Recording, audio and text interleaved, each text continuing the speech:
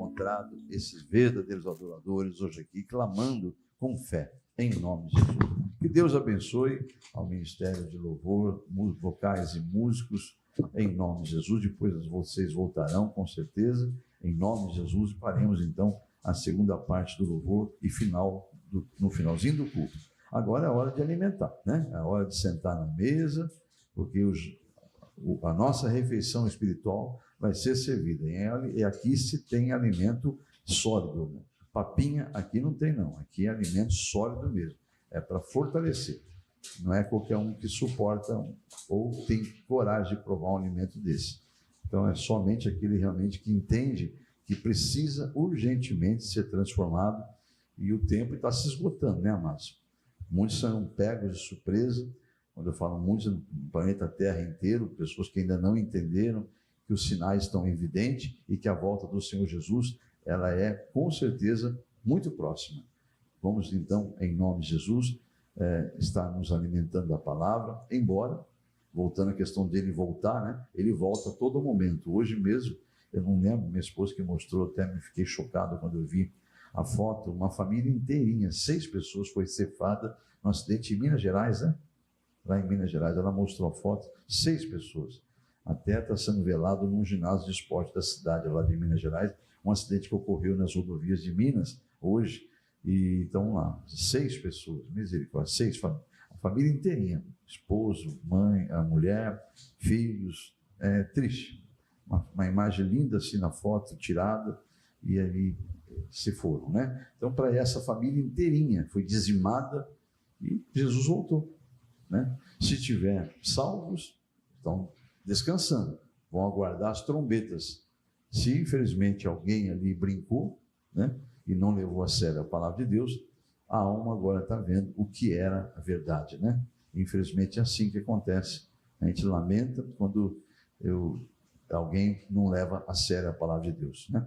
Porque a alegria de Deus é retirar aqui da terra os seus eleitos, os seus salvos, porque aqui na terra não tem nada de bom mais, nem devemos nos apegar a nada aqui na terra. Mas ele fica triste, ele fica muito triste quando uma alma se perde. O Senhor fala que não tem prazer nenhum em tirar a alma do ímpio, né? Mas chega o tempo, chegou. Então, nós temos que lembrar que esse tempo não é você que determina. Amém? Está bem claro isso ou não? Então, vamos lá, né? Então, todo mundo acomodado já, pronto para ouvir a palavra. Não vem nada de mim, porque eu não tenho nada para oferecer. Eu estive em consagração para isso. Fui despertado pelo Senhor para que essa palavra chegasse até a igreja. Então, o Senhor nos trouxe essa palavra e ela está no livro de Josué. Livro de Josué, capítulo 24. É o primeiro livro depois do Pentateuco, né? Pentateuco são os 5 primeiros livros da Bíblia. Então, ele é o 6º livro, Josué. Josué, capítulo número 24. Muito conhecido esse versículo também, mas nós vamos ler exatamente para poder reviver a memória daquele que já conhece e aquele que não conhece, saber o que fez aqui essa declaração, qual o efeito que ela teve.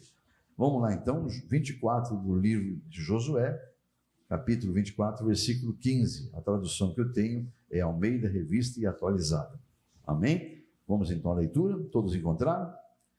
Porém, se vos parece mal servir ao Senhor, escolhei hoje a quem servais. Se aos deuses a quem serviram vossos pais, que estavam da além do Eufrates, que é um rio, né? Ou aos deuses dos amorreus em cuja terra habitais. No caso hoje, naquele tempo, né? Ele então dá um basta, fala, eu e minha casa, e a minha casa serviremos ao Senhor. Amém? Oremos, Senhor. Aí está a leitura da palavra que o Senhor revelou como introdução desta mensagem. Que venha a sua unção, Pai, sobre meus lábios, sobre a mente de quem está ouvindo, tanto aqui no presencial, ou aonde chegar o som e a imagem desse culto, através das plataformas das redes sociais. Mas que todos, Pai, tanto esse pregador como os ouvintes, todos estejam debaixo da Tua graça, para receber do Teu Espírito o discernimento da mensagem de hoje. É para a Tua glória que eu declaro que tudo que ocorrer aqui será única e exclusivo para a glória do Teu nome, em nome de Teu Filho Jesus. Amém? Graças a Deus. Amada igreja, acho que vocês já perceberam, hoje vai ser falado de escolhas, até porque quem está no grupo da igreja, do WhatsApp, né, viu lá que o tema é sobre escolhas. Então, hoje falaremos sobre o livre-arbítrio, escolhas, embora a palavra livre-arbítrio não está literalmente descrita na Bíblia Sagrada. Não existe essa palavra na Bíblia Sagrada, mas o contexto dela está em várias passagens, né? Então, o livre-arbítrio é, sim, um presente de Deus dado aos homens para um propósito dele, fazer com que você receba a coroa da vitória pela decisão certa. Diga amém? Então, vamos lá.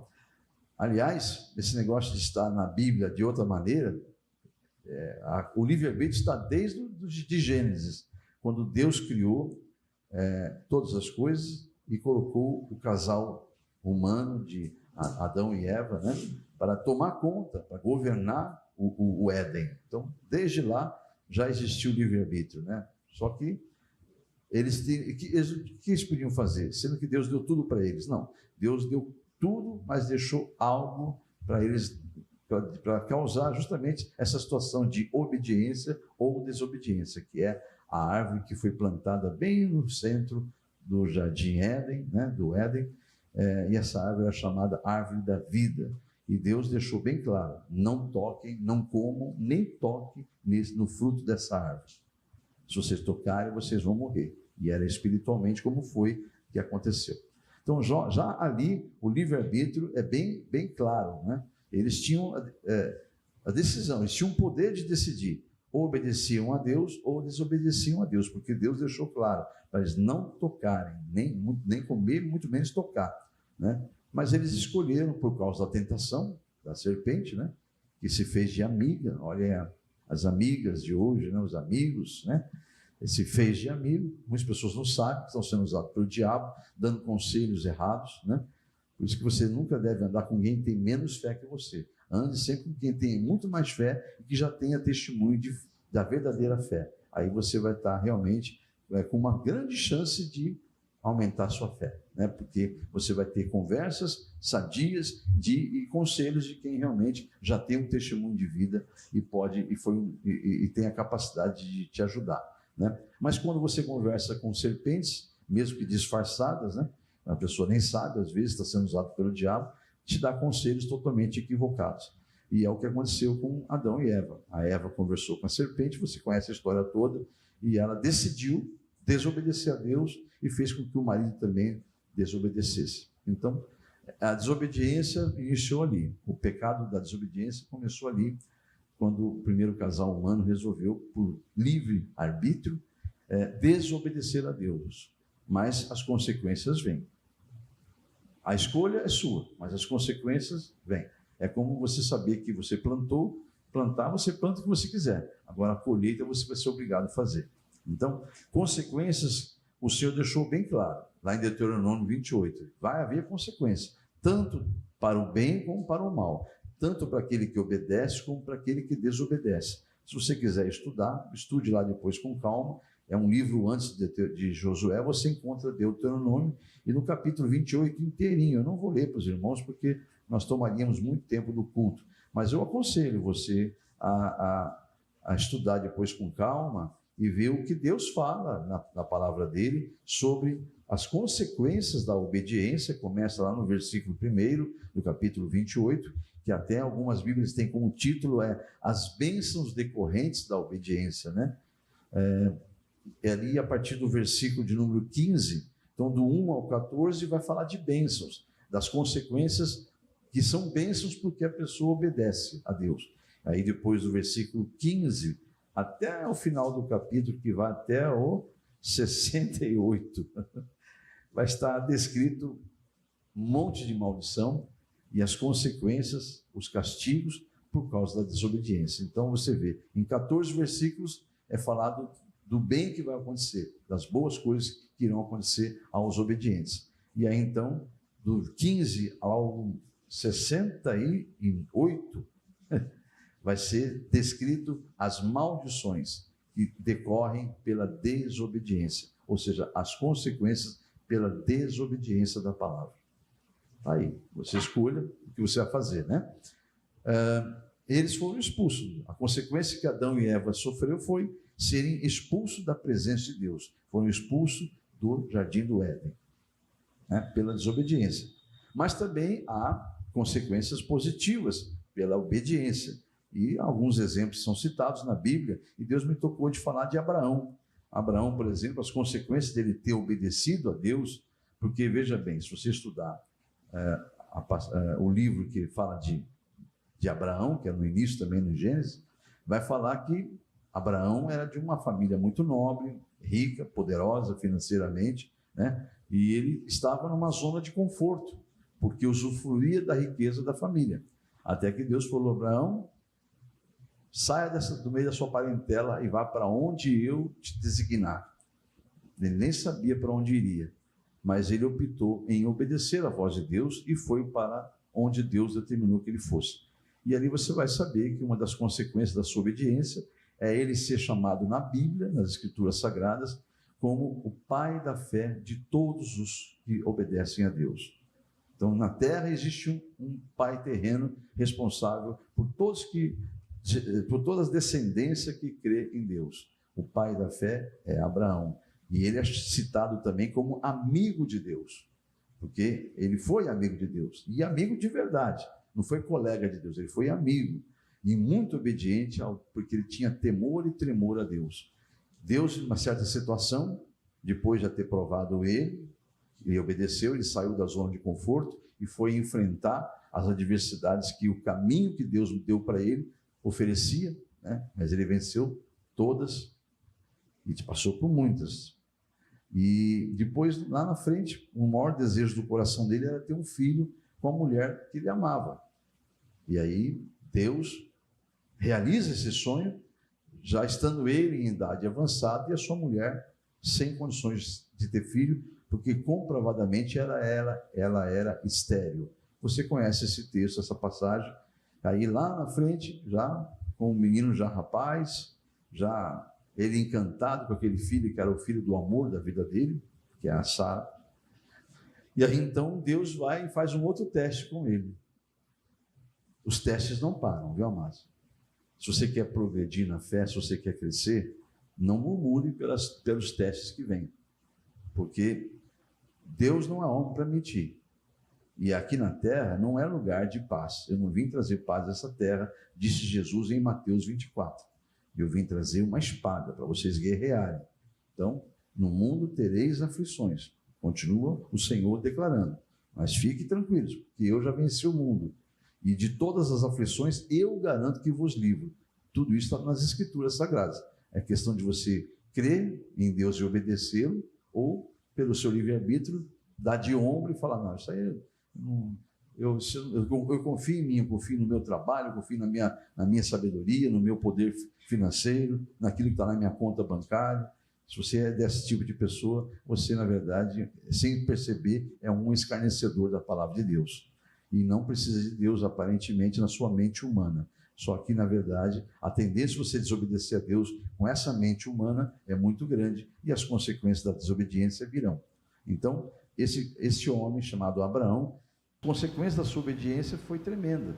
E Deus, então, pede dele, exige dele o sacrifício desse filho. Abraão, vem cá. Oi, meu senhor, eis-me aqui. Você quer conversar comigo de novo? Quer? Eu quero que você agora, cedinho, você levante cedo, pegue, prepara ali uma lenha, prepara tudo e vai lá no monte, sobe lá no monte tal que eu te mostrar. Você vai com seu filho Isaque e vai no que eu vou te falar no caminho que vai acontecer. E aí Deus revela para ele que quer que ele sacrifique o filho dele. E a Bíblia vai revelar em Hebreus que ele não hesitou em obedecer, tanto é que ele vai realmente sacrificar o filho. Aí imolar é sacrificar. Só que a Bíblia diz claramente que ele fala uma frase para o filho, depois que o filho deita, ali pronto para ser o sacrifício, embora você pode estranhar, né? Falar: oxe, mas o filho podia reagir. Não, o filho foi criado para obedecer a Deus, obedecer o pai. E ali, quem estava ali com ele era alguém que seria descendente de Abraão, e toda descendência viria dali. Então, aquele que estava ali também tinha sobre ele o temor a Deus, porque ele foi ensinado.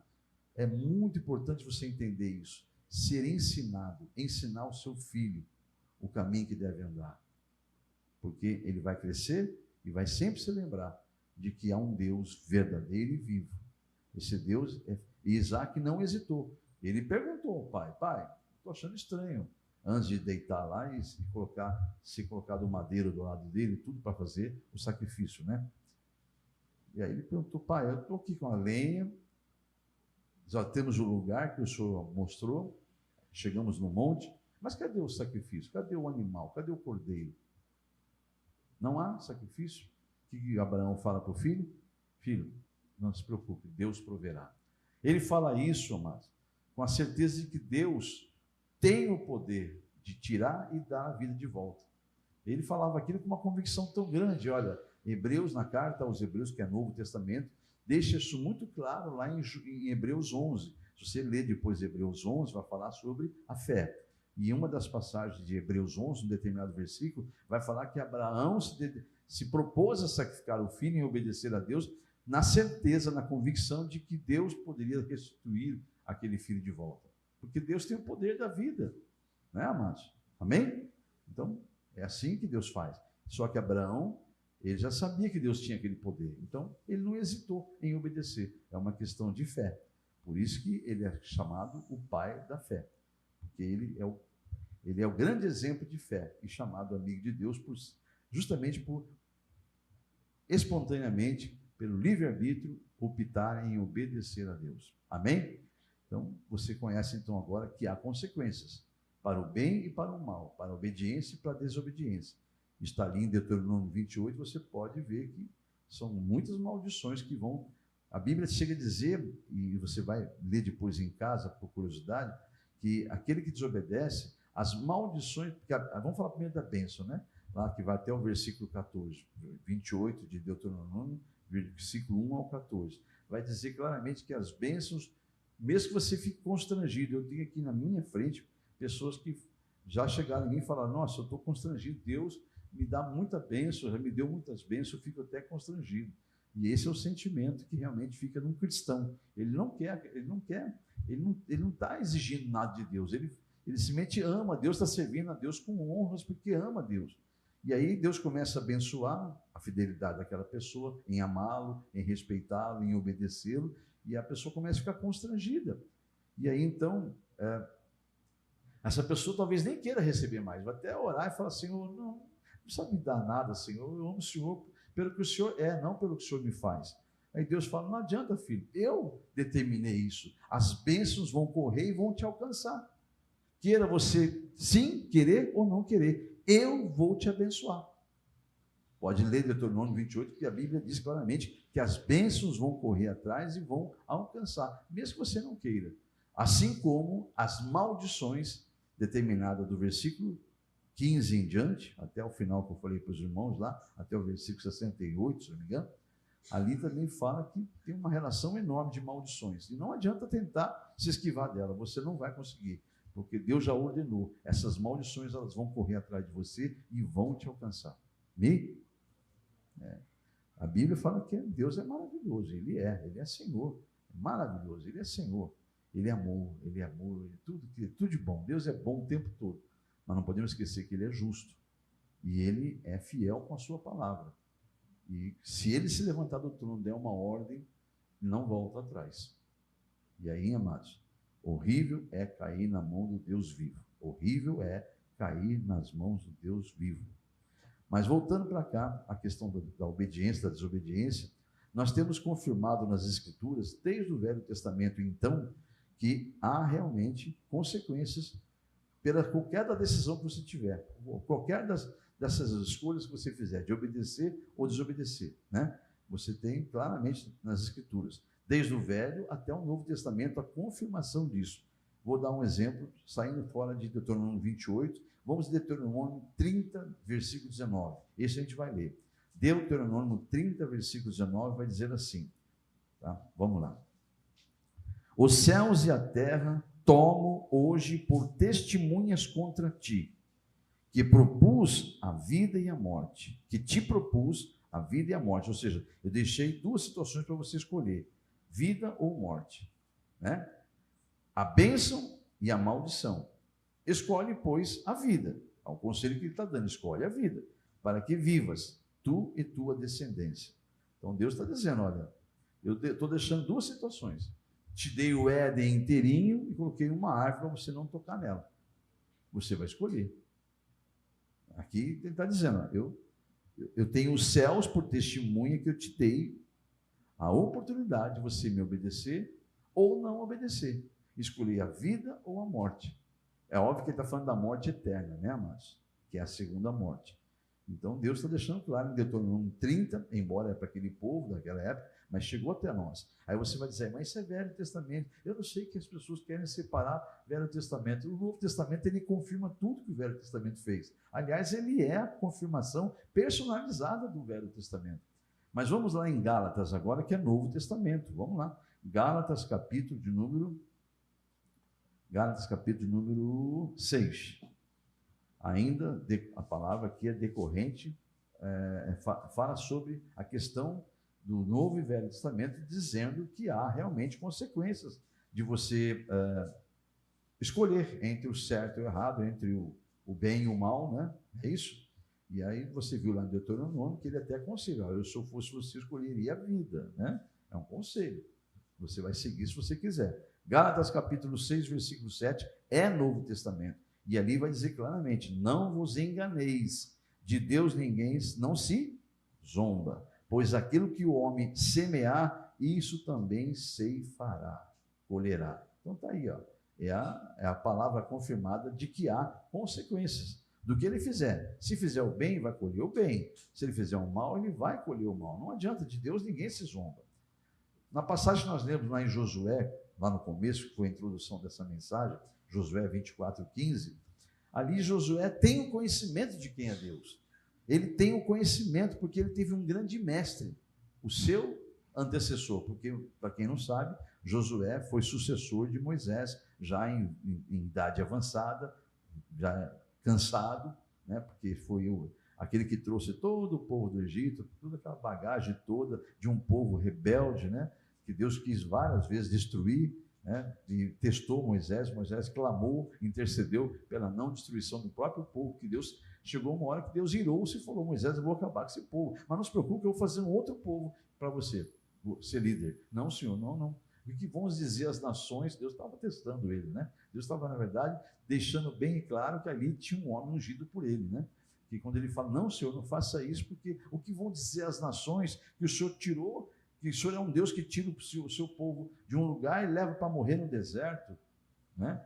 Então, Deus falou, olha, por causa da sua intercessão, a sua intervenção, na atitude que eu tomaria, eu vou manter esse povo com você mais um pouco. Mas é um povo rebelde, é um povo que não me agrada, é um povo que estou me cansando deles. E até no final, Deus fala assim, ó, na minha ira eu decidi, esse povo não vai entrar na terra prometida. Vão caminhar pelo deserto a vida toda, até morrer o último desse que saiu do Egito. A nova geração, essa eu vou fazer com que entre. Ele já estava chegando, quando eu falo de Josué, já está chegando a esse ponto, já é uma outra geração. Já aquela geração que saiu do Egito já morreu tudo. Só tinha Josué e Caleb, mais ninguém.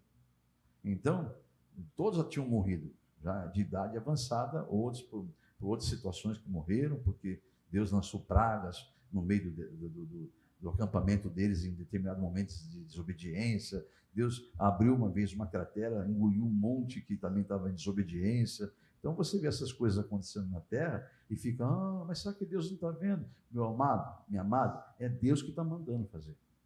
É Deus que está dando a ordem para acontecer. Os demônios, o diabo estão doidos para Deus permitir. Ele está o dia inteiro fazendo assim, eu quero matar esse aí, eu quero esmagar, eu quero arrebentar com a família desse aqui. Deus fala, não. Ele não permitiu de novo. Vamos ter que trabalhar para esse aí deixar de ser o preferidinho dos olhos de Deus. E vai trabalhando, vai te minando até, e vai como um promotor, acusador diante de Deus. Olha lá, aquele dia o senhor não deixou, mas olha o que está fazendo hoje. Ó.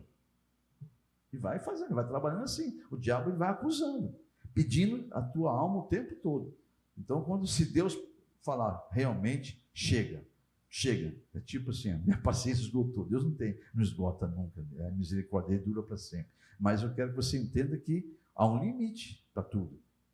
E se Deus está vendo que, aí entra na parábola da figueira, que aquele ramo está ligado à videira, mas não está dando fruto, insiste em ser mais um ramo ali só pesando na videira. Ah, meu filho, eu corto, lanço fora, diz o Senhor. Entendeu, igreja? Consequência da desobediência.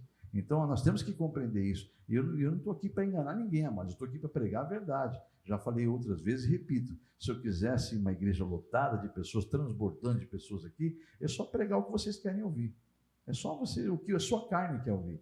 Como tem um monte de ministério aí, fazendo isso aí, só que vão ser todos cobrados por Deus um dia. Eu vou fazer aquilo que Deus manda eu fazer. Jamais para te agradar. Eu vou te agradar de outra maneira. Eu vou te amar. Vou te socorrer quando você precisar, eu vou te amar de outra maneira, mas aqui atrás desse púlpito você não vai ser agradado nunca se você estiver na carne. Agora, se você estiver em espírito, você vai até gostar de ser exortado, porque você fala, eu tenho ali um pastor que me ama de verdade. Amém? Seguindo aqui agora, porque eu não amo o seu hoje, eu amo a sua eternidade, aquilo que Deus tem para você. Eu tenho certeza que seus olhos nunca viram, jamais penetrou em seu coração, nunca você ouviu as maravilhas que Deus está preparando para aqueles que forem salvos, para nós, amém? Então, espera que você vai ver que vale a pena. Deus não é homem para mentir, nem filho do homem para se arrepender. E Ele tem coisas grandes para nós na eternidade. Mas vamos focar lá, né? Voltando à questão de Josué. Josué, então, tinha conhecimento de quem era Deus, porque ele teve um grande mestre. Ele teve Moisés como o seu mestre. Ele o tempo todo andou com Moisés, ele ficava colado em Moisés e viu o testemunho de vida daquele líder, porque não é só acompanhar e aprender, é observar o testemunho de vida daquele líder. Gente, eu não fico uma bandeira aqui falando que eu faço fora daqui, mas você pode ter certeza que eu estou trabalhando para o Senhor, você não tem a dúvida disso. Tem N situações que eu não vou levantar bandeira nenhuma aqui, mas eu posso afirmar para vocês, o testemunho desse pastor vocês têm lá fora. Porque eu procuro servir ao Senhor, agradar a Ele. Então, só não levanto bandeira porque isso aí é para conquistar Ibope, né? E eu não quero isso para mim. É necessário que eu diminua e ele cresça. Mas voltando para cá, Josué então tinha muitos ensinamentos corretos de um grande mestre, que era Moisés, e eles não só aprendia por ouvir, mas também via o testemunho de vida daquele mestre. Então, o que aconteceu? Este homem não tinha nenhuma dúvida. Quando ele se tornou líder, porque ele foi sucessor de Moisés, aí é uma outra situação que depois a gente pode explicar, né? Porque ele estava já em idade avançada e por uma outra situação, Moisés deixou de liderar e ungiu, por ordem de Deus, Josué. Porque Deus achou graça em Josué e falou, eu quero esse aí para ter o sucessor. Então esse aí, em determinado momento, ele percebeu que os mesmos erros que as gerações, porque ele vivenciou a geração anterior, ele saiu do Egito também, Josué. Então ele viu, já tinha passado muitos anos, mais de 40 anos, mas ele viu tudo que aquele povo fez de errado, todas as bobagens que eles fizeram, e porque morreram no deserto. Então ele começou a perceber que aquela geração estava escolhendo em fazer as mesmas bobagens que a geração anterior fazia. Sabe o que aconteceu? Ele reúne todo o povo, faz esse discurso aqui que você viu lá em Josué 24:15. Ele vai dizer assim, eu vou ler para vocês de novo, só agora eu vou ler, agora com você tendo mais sentido do que você está ouvindo. Eu sei que você talvez já conhecia, mas vamos dar a oportunidade àquele que não sabia disso, né? De tudo que eu falei aqui, saber. Josué, capítulo 24, então ele faz esse discurso. Josué, o novo líder, ele percebe que aquela geração está começando a fazer bobagem, né? Também, ele pega, então faz isso aqui, ó. Vamos lá.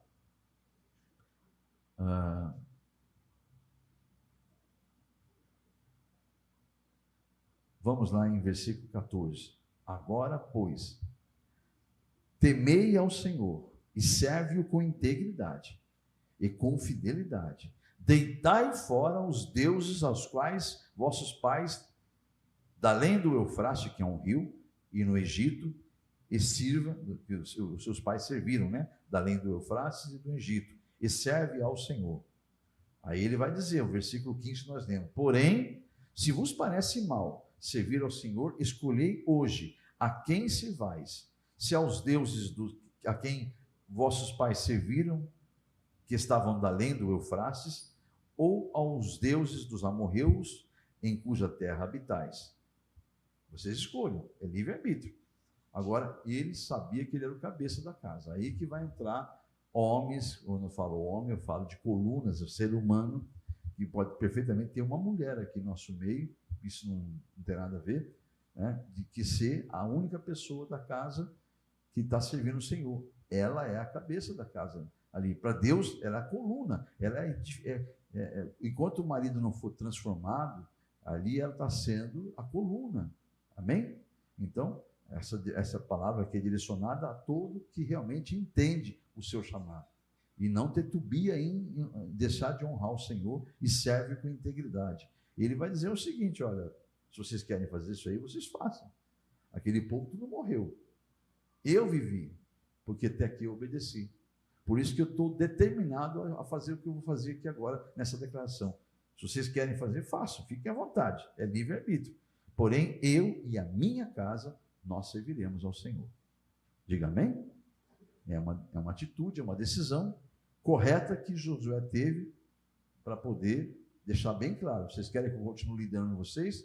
Se vocês continuarem rebeldes, eu vou bater o pó das minhas botas, eu vou para frente. Eu não vou ficar perdendo tempo com quem não quer saber da palavra de Deus. Amém? Ele deixou bem claro: agora eu e minha casa serviremos ao Senhor. Pode ser até que no meio da casa de Josué teria alguém que também fosse de coração meio duro, mas falou: peraí, eu vou botar em ordem. Eu sou o cabeça dessa casa, eu vou botar em ordem. Não tem problema, tá bom? Que filhos de pastor não são pastores. Hoje, né? Muitas vezes pode falar assim: mas a sua casa, você quer começar a dar um de Satanás, já de acusador? Porque minha vida não acabou ainda. A salvação não veio ainda. Então, se você vê alguma coisa que não está conforme a minha declaração, é porque Deus está trabalhando ainda. Mas a minha palavra é essa, empenhada, e declaro como palavra profética: eu e toda a minha casa serviremos ao Senhor. Que o Deus fará para isso? Não é da minha conta. Só me resta acreditar nele. Amém? Então, isso que eu quero deixar claro para você entender isso aí, tá? Porque às vezes as pessoas não percebem que são instrumentos do inimigo. O inimigo lança seta e fala: mas é aquela situação e aquela outra, né? Então, toma cuidado, que Deus conhece seus pensamentos também, né? Então, vigia até no que pensar. Vamos seguir aqui então agora. Josué declara: eu escolhi, eu e minha casa serviremos o Senhor. Há um fato que não pode ser ignorado, amados. As decisões certas são frutos do entendimento da palavra. Elas vêm com a fé que é dada ao homem como um dom pelo ouvir da palavra. E Josué realmente teve um ótimo mestre, né? Como eu disse há pouco, né? Então, a nossa geração, infelizmente, né? Ela vai pagar um preço muito alto se desobedecer. Porque as gerações lá do passado, que não tinha ainda o Espírito Santo sobre a terra, porque ele foi enviado depois que Jesus ascendeu, então é natural que eles ajam muito na carne. Agora, essa geração de hoje, pós-Cristo, pós-ascensão de Cristo, e com a descida do Espírito Santo para estar em toda a carne, essa geração vai ser cobrada e muito, porque o Espírito Santo está aí, à disposição, em toda a carne, como uma água que penetra em cada cantinho. Todos, qualquer ser humano, qualquer um, até aquele mais bruto lá que você imagina, o Espírito Santo está ali tentando convencer ele do pecado, do juízo, da justiça e do juízo. O Espírito Santo está gritando, está gemendo com gemidos inexprimíveis lá para aquela alma. Então, amados, é isso que nós temos que entender. Essa geração vai ser muito cobrada porque tem o Espírito Santo sobre a terra. Amém? Então, é que Deus é misericordioso, né, amados? Ele mesmo em nossa infidelidade, ele se mantém fiel. E glórias a Deus por isso, né, amados? Mas não podemos esquecer que essas misericórdias do Senhor, a sua fidelidade, ela dura para sempre, como está na palavra, só que esse sempre porque ele é eterno, já falamos isso aqui na igreja. Você e eu não somos eternos, né?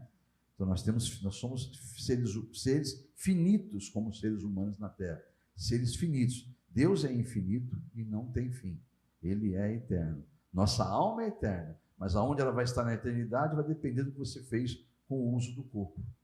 Então, é importante já começar a entender que não se deve estar ligado às coisas terrenas, porque elas todas vão acabar um dia, né? E quando essa vida terrena se encerrar, encerra-se com ela também as misericórdias do Senhor sobre aquela vida terrena, tá bom? Por isso é que está escrito que se há um tempo que deve se louvar a Deus, esse tempo chama-se hoje. Isso eu posso trazer para os irmãos aqui, ó, em alguns livros aqui, como o Salmo, esse negócio da pessoa falar assim, eu vou esperar, né? Eu sou muito novinho. Vê a foto da família que morreu hoje lá, em Minas, vê? Procura na internet, são 6 pessoas. Vê a foto lá, tem toda a idade, toda a idade. Veja lá, depois vocês pesquisam, foi hoje? Cadê minha esposa? Foi lá para dentro. Foi hoje? Então, foi lá em Minas. Depois você pesquisa na internet e veja a foto deles lá. Né? Triste. Me cortou o coração ver a imagem deles bonita lá, uma foto tirada de toda a família reunida, e ali estava a família toda dizimada. Tinha todas as idades ali, todas, ou quase todas. Acho que o mais velho tinha 30 e poucos anos, para você ter ideia. Né? Que era o pai. 40 anos no máximo. Mas vamos lá. Salmo 6, versículo 5. Quem sabe alguém lá não deu crédito à palavra, né? E chegou o tempo, não deu tempo de ficar mais velho, né, Márcio? Salmo 6, versículo 5 fala assim, pois na morte não há recordação de ti, no sepulcro quem te dará louvor? Não tem como, amados. Como é que se explica isso aqui, amados? Simples. A sua alma, se você morreu com o nome escrito no livro da vida como filho, ela vai para o descanso, ela vai para o sono, ela fica inconsciente, não tem ciência do que é louvar a Deus, ela está dormindo. Não tem consciência. Agora, se a alma morreu em pecado, a alma morreu não, se o corpo morreu em pecado, a alma está vivendo um corpo pecador e que não tinha um nome escrito no livro da vida, essa alma já entra no sofrimento. Quem é que consegue louvar a Deus no sofrimento? Você não consegue nem se alimentar com dor. Imagina no sofrimento, já. Porque a alma já vai direto para o sofrimento, vai direto para a mão daquele que exigia a alma para ele. E ele não é amigo, não. Ele se fez de amigo, mas nunca foi e jamais será. Ele é o inimigo, ele odeia tudo que é de Deus. Então, Salmo 115 também, vamos lá? Ainda sobre esse tema. Nossa, como a hora passa, Jesus. Salmo 115 e o versículo de número 17. Vai dizer assim, os mortos não louvam o Senhor, nem os que descem à região do silêncio. Está aí, tá bom? Está bem claro. Isaías capítulo 38, versículo 18. Isaías 38, 18 vai dizer assim, sobre essa questão que nós estamos falando aqui. Isaías 38, versículo 18, vai dizer assim, tem que virar mais uma página aqui.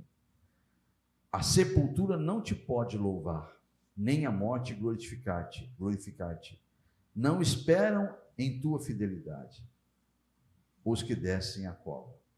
Está aí. Conclusão, o homem carnal nunca terá prazer de buscar a Deus, porque a carne guerreia contra o Espírito de Deus, como está lá em Gálatas capítulo 5, versículo 17.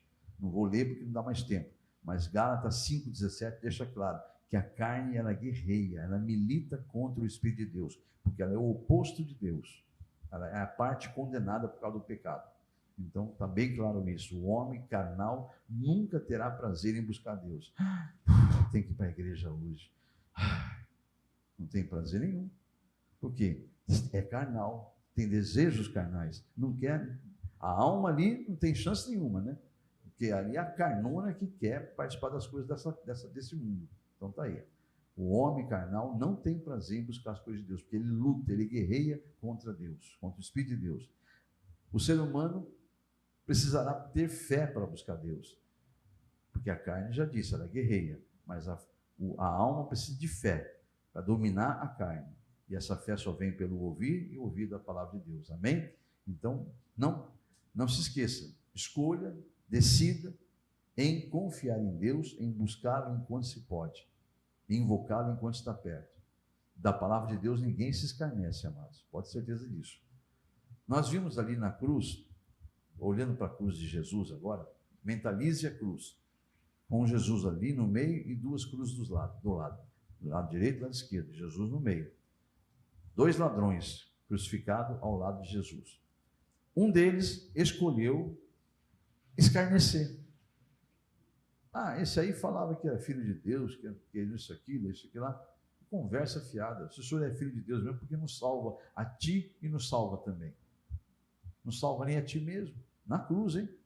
Por que esse homem falou essa palavra tão horrível estando ali à beira da morte. Na beira da morte, ele ainda continua escarnecendo, porque ele foi ensinado assim. O coração dele era cheio de coisas ruins, cheio de amargura, cheio de coisas ruins. Era um criminoso que realmente não estava ali no momento da morte e só pensava no que Deus podia fazer, mas não pensava que a alma dele poderia sofrer eternamente, justamente por escarnecer de Deus ali, né? E por não se arrepender do que fez. Já o do outro lado, imediatamente exorta aquele escarnecedor e fala: nós merecemos estar aqui confessando, diga amém? Confessando o pecado. Nós merecemos estar aqui porque nós fizemos errado, nós somos pecadores, nós erramos, mas este homem não pecou, este homem é santo, reconhecendo quem era a pessoa que estava ali do lado. Importante reconhecer quem é Deus. Então, ele não fez nada, nós merecemos. Ele vai então, sabendo que ali na frente dele. Por quê? Porque com certeza, em algum momento, mesmo ainda no erro, este homem ouviu falar de Jesus. Quem sabe foi um daqueles seguidores que, mesmo ainda no meio da criminalidade, frequentou algumas reuniões onde Jesus pregava, viu com os próprios olhos, né? Quem sabe foi, né? E dentro do coração dele nasceu uma fé, uma certeza, uma convicção que aquele homem era santo. E era quem dizia ser. Diga amém? Então ele vai e defende Jesus e ainda pede a intercessão de Jesus. Senhor, lembre-se, tenha misericórdia de mim e lembre-se de mim quando chegar, né, na glória. E Jesus nem se dirige ao escarnecedor, nem olha para ele, que naquele dia vai ter que ouvir a voz de Jesus falar: maldito, maldito, eu te conheço sim, lá daquela cruz, você teve a chance de não me escarnecer, você escarneceu de mim, lá naquele Calvário, maldito. Ele vai ouvir isso no dia do julgamento. Já o do lado de cá, Jesus olha para ele, nem perde tempo aquele lá, olha para esse aqui e fala: ainda hoje estarás comigo no paraíso. Diga glórias a Deus. Então, Jesus teve misericórdia, porque ali houve arrependimento. Mas o coração daquele homem escarnecedor era cheio de malícia, cheio de maldade. E por isso que a boca dele falou maldade. Aquele outro, mesmo em erro, pecador que era, tinha ali um coração cheio de esperança, porque ele viu do lado dele alguém que olhou para ele com ternura. Então nasceu nele a esperança, o coração dele encheu-se de esperança. Diga amém? E aí vamos entrar na passagem, então, que diz ali em Mateus 12, 34, a parte B. Mateus 12, 34, somente a parte B, onde diz assim, Mateus 12, 34. Aqui mais uma página, virando e achando. A parte B. Porque a boca fala do que está cheio o coração. Então é isso que eu queria chegar agora aqui. A boca daquele homem falou de Jesus com muito amor, porque a boca dele, porque o coração dele estava cheio de esperança. Já o coração do outro estava cheio de amargura. E a boca fala do que o coração está cheio. A boca fala do que está cheio o coração. Eis aí tudo nessa passagem de hoje, nessa pregação de hoje, o porquê do tema as escolhas e as consequências. Então nós deixamos ali subentendido. Ela pode ser boas consequências ou más consequências, dependendo da escolha que você fez. Escolha hoje. Não sei o que você vai escolher e não é da minha conta. Você tem o livre-arbítrio. Amém? Então eu convido a igreja a colocar-se em pé, por favor.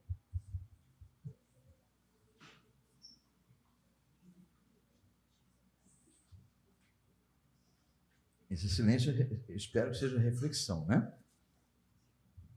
Reflexão do que você realmente precisa fazer a partir de hoje. Atitudes, atitudes, atitudes, posicionamento com Deus. Senhor, eu só posso ir até aqui porque até aqui o Senhor revelou, Pai. Daqui para frente é só o Senhor com cada um dos seus filhos aqui, presencialmente ou através das plataformas. Se eles te buscarem com todo o coração, quiserem além disso que foi falado hoje, o Senhor falará, porque o Senhor está em tudo e em todos.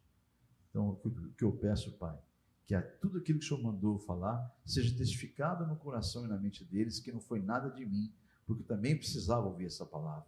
Somos todos nós o que a Tua palavra diz que nós somos, todos pecadores e carecemos do Senhor. Deus, entra com providência na vida dos Teus filhos, daqueles que aceitaram a Tua palavra, até aqueles que ainda não entenderam, tendo como o Senhor é misericordioso, a misericórdia de derramar uma unção para que eles venham crescer, Senhor, e ter outras oportunidades de sair dessa prisão e dessa cegueira espiritual que os aprisiona ao pecado. É o que eu peço e intercedo como sacerdote, como ministro da tua palavra, para cada um dos meus irmãos, quer sejam aqui presenciais ou através das plataformas das redes sociais, até onde chegar o som e a imagem desse culto, em nome de Jesus. Amém? Você recebe essa palavra? Que assim seja, em nome de Jesus. Estenda as mãos para